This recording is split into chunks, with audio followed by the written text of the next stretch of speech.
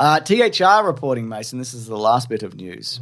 And this speaks to my theory that there's always somebody with a lot of money who wants more Blade Runner. Yeah, because they never do well. It's mysterious. Do you think it's the same financial backer that keeps the fast food franchise Red Rooster running? I think it absolutely is. I think it's probably the same. I think it's this goes all the way to the top. Yeah, it's whoever, of Red Rooster. It's whoever, the roof. It's whoever where they keep the chicken. Yeah. They keep the spare chicken in the unair conditioned roof cavities. I think if there's probably the same of Tron. Somebody's loving Tron. I don't know. I don't know if it's the same guy. Yeah. But it's a guy who I don't know, because for people who don't know, James, and this is the most important part of this news, Red Rooster is it's a franchise fast food restaurant. It's our favourite franchise, Mason. And nobody goes there, but it's been around for 50 years. Yeah, but there's always 4 cars in the drive-through. Yeah, but nobody eats there. Still around. Yep. It's owned by like the Maya Group, so it's some sort of tax write-off situation. There seems to be one every couple of suburbs. Yeah. I don't know. And you love going there, but you don't even like the food, really. They changed the chicken, Mason. Yeah, they did. They changed it on me. Yeah. And I know that because one of the employees there recognized us and he messaged me privately, and then I said, hey, while I got you here, I need to know what they've done. And it's true. I wasn't. You tried to gaslight me. You were like, it's the same. But I'm like, it's not the same. Anyway, it is changed. Anyway, they should get that chicken out of the roof cavity. Yeah, because that's the heritage chicken. That's the archival chicken, James. But anyway, the deranged billionaire that keeps Red Rooster running also wants to keep the Blade Runner IP moving, despite the fact that the original was not a financial success. Blade Runner. I mean, I think it was eventually. Yeah. It obviously did very well. Blu-ray, probably Laserdisc. It did super well. And then because a nerd would have had a Laserdisc, and a nerd would have bought. Yeah, each Laserdisc would have been $10,000. And then Blade Runner 2049 again did fine. No, let me look up the numbers. Yeah, okay. But nevertheless, they are moving forward with Blade Runner 2099. There's also an anime series. Yeah. There was those shorts that they released. Yeah. In between. Those cargo shorts. Yeah, that's a 5-year-old movie now, Blade Runner 2049. Sure is, yeah. That's nuts. Why is Wikipedia so... the font in Wikipedia for me is really big for some reason, but it's not. I'm not zoomed in. Have you tried pinch and zoom? Have I tried pinch and zoom? Pinch and zoom you, mate. You'll have to catch me first. So the budget... I'm climbing up the rigging. You'll never get to me. I'm going in the crow's nest. It's, if I had a veto, I'd get you out of that crow's nest. I'd be able to pinch you, mate. The budget was between 150 and 185 million. So I would say probably on the higher end of that. And it made 259 million. So with marketing and whatever. And it did have a big marketing push. So no, that wouldn't have been financially successful. At least in cinemas. It's probably broken even since. Yeah. Now, do we have any more information besides... Yes, I do, Mason. It's called Blade Runner 2099, so it's set 50 years. Yes. Oh, I didn't mention this. It's an Amazon series. Oh. And it's from Scott Free Productions, Ridley Scott's production company. Right. And it is a limited series. So it's going to be set 50 years after the last, which is set... What was it, 30 years after the previous one? I can't remember. Yeah, the first one is set in 2019, I think, yeah. Wow, incredible stuff. Mm-hmm. So, yeah, very excited that somebody, probably Bezos? Yeah. He seems like a nerd who would be into this.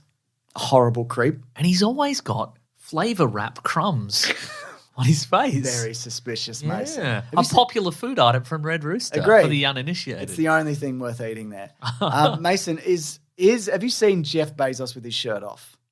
No, although I doing some know almost nothing about Jeff Bezos. I'd never even heard him talk. Strange voice, until he came back from space, and he left space with a bald head, and he returned from space with a cowboy hat on. And I'm like, did he get that cowboy hat from space? Yeah, he did. Wow. Yeah. Look at this dude. You think there's like hats up in low Earth orbit, and you just grab one? Yeah. You go out on that extension arm and you grab one. For a dude who's, 50-ish at least? Looks pretty good. Yeah, that's human growth hormone at work, mate. Good on him. Fuck this guy. What's wrong with him? Why would you be anything like that? Anyway, doesn't matter. I appreciate the Red Rooster. Blade Runner, though, great. Yeah. Good stuff. Amazon clearly were happy to put a lot of money into something which people don't like. So that's Let me ask you this, James. Yeah. Who would you want to return? Nobody. Really?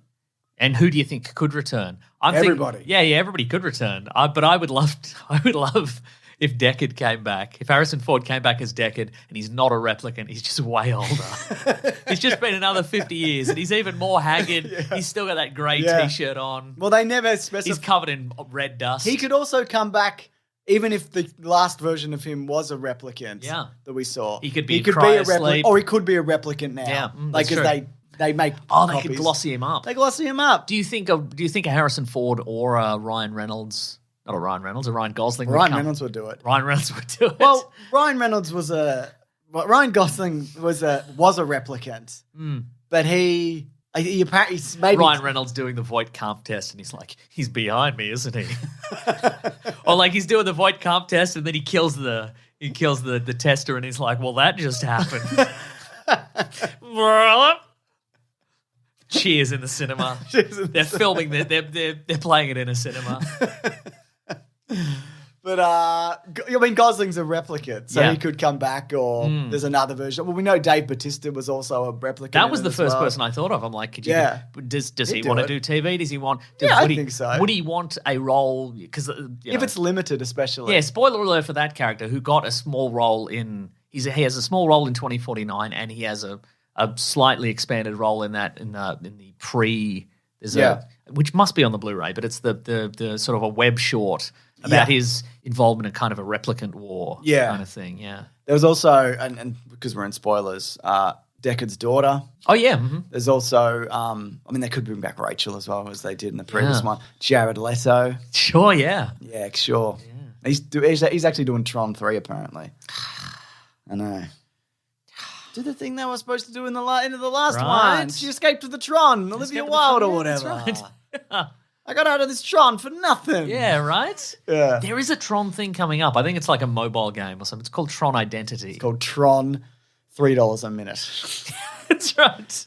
Tron transactions are automatically deducted from your Apple wallet. Very nice. Yeah. Makes you think, doesn't it? It really does. It's on Steam. It's a visual novel adventure. And it's set hundreds of years after the previous Tron I've game. never tried one, but it just doesn't seem like it's my thing. A visual novel. Yeah. Yeah, right. A book, if you will. But I'm sure it's yeah. I mean, I like comics. It's a fine line. Like I've played a couple. Like I think I mentioned Kentucky Route Zero, which is when like you say play, what does that mean? Though? Well, I mean, because that's the thing. It's a fine line between just watching a movie. Sorry, that was more of a statement. I have something to say. That's right. No, go on. They're like, it's a fine line between just watching this story, this intriguing story, but it doesn't have a lot of kind of challenging game elements to it. So it's really you just go to a place and you speak to some people and they give you some information. You go to another place and they tell you more information. And what happens if you don't get all the information? You just wander around. And then that's it? Yeah. Okay. Maybe it'll be more like a Telltale game. Yeah, cool. All right. Great.